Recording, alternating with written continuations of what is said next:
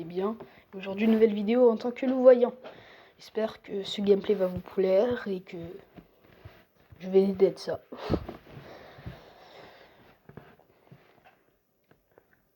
Comme chaque loup, je dois gagner avec les loups. Et mon objectif, de taper les meilleurs rôles en tant que loup-voyant. Alors, voici la description du rôle pour ceux qui ne le connaissent pas. Même si ça m'étonnerait qu'il y en a qui ne le connaissent pas. Voici les joueurs de la partie, ainsi que les rôles. Et on tape le sentinelle première nuit. Voilà.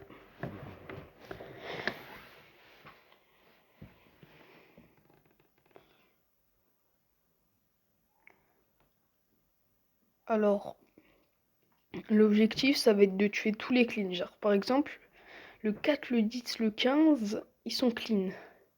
Donc là, je vais regarder le 10, car c'est le seul qui n'est pas voyant et qui risque de ne pas se faire protéger par le garde du corps et le docteur.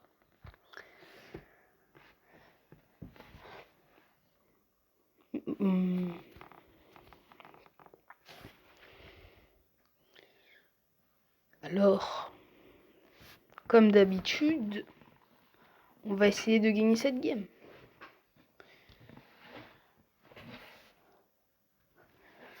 Bon, dans le chat, par contre, il y a le 9 et le 10 de clean.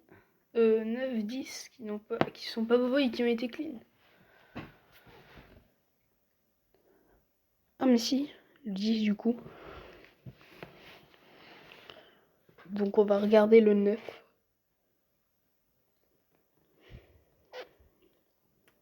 Le 15 qui est tombé dans le même piège que moi, qui a clean 2 fois le 10.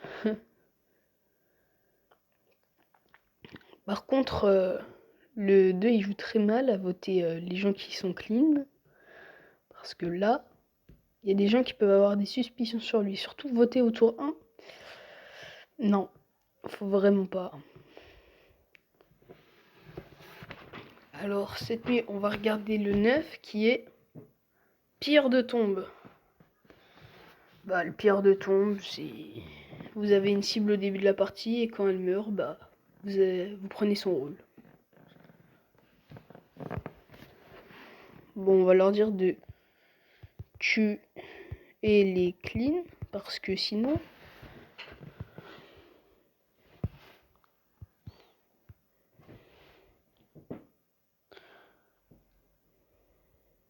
Aïe, oh! En vrai, ils ont dead ça. Ils ont dead ça.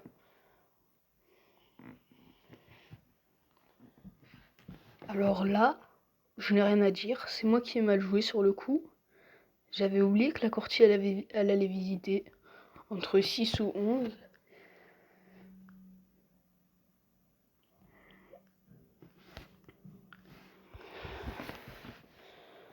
Alors 15 a visité 11 du coup.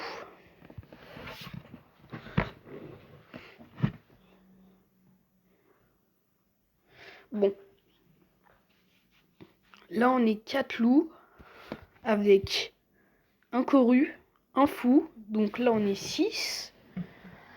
Et avec le VM, donc on est 7. Donc c'est du 7 contre 5. Là on est en 6 contre 6. Mais ça peut devenir du 7 contre 5 là, à tout moment. Le 13 et le 16 ils sont à co, donc il y a quoi en inco? Il y a le médium, il y a le fou, le geôlier, donc j'ai regardé le 13.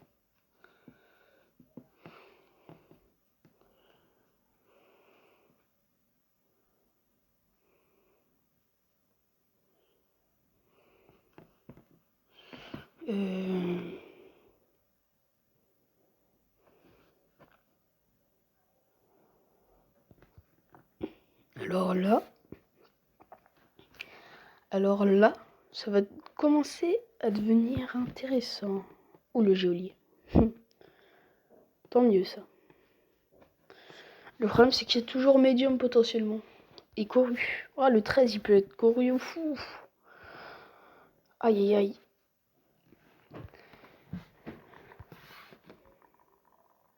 aïe. Donc le 5, il veut faire sauter le 10. Donc ok, le 10 il va sauter. Ça c'est sûr. J'espère qu'il m'a pas regardé. Je le sens qu'il m'a regardé. Pourquoi je le sens? J'ai un mauvais pressentiment là. 4 qui dit 6 obscur.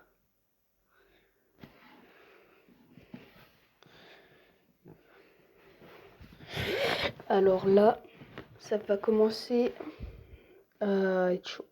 Très très chaud. Parce que là, on commence à avoir des loups qui sont cramés au fur et à mesure de la partie. Ça me plaît pas. Franchement, ça me plaît pas du tout.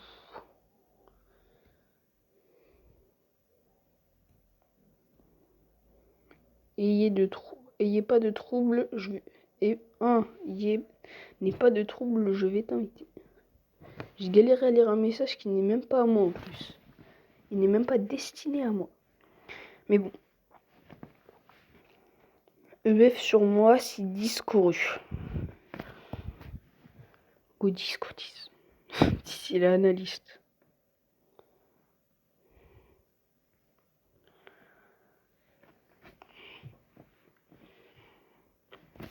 Alors là,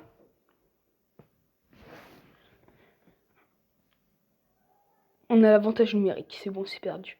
Là, c'est perdu pour le village car on a 8 votes. Plus le corrupteur, plus le fou.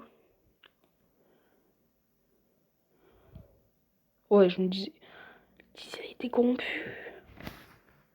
Le 13, il est. Ouais, corru. Go 12.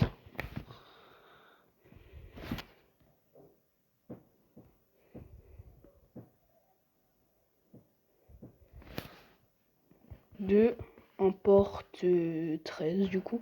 Faut que le 2 il emporte 13.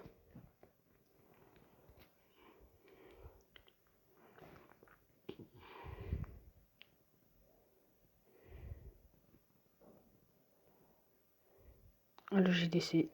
Et là, je ne suis pas corrompu.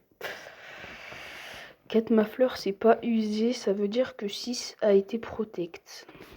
Et ça veut dire que 9 ou 8, ou 3 même, EVM, ou médium, et fou. Parce que là, il reste. Parce que le 12 il est garde du corps, j'imagine.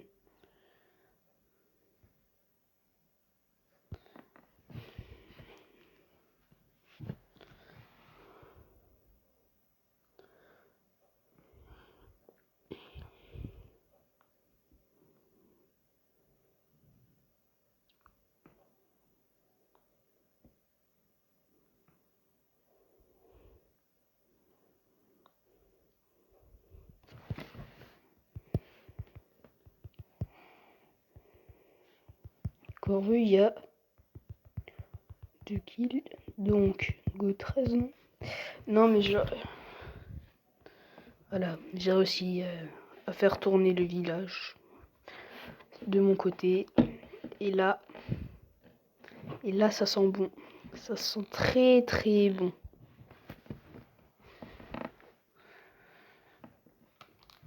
Ah là là. En plus, c'est dur de gagner en le voyant. Donc là, s'il meurt, on a la win dans la poche. On a une win dans la poche. Alors, le 9, il est pilleur.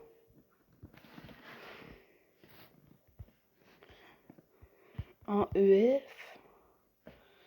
4 Vovo. 8 fous. 9 pilleurs.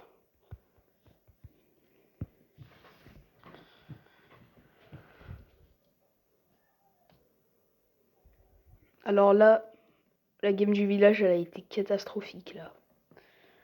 Aïe aïe aïe. J'espère que ce gameplay vous a plu. Ciao ciao.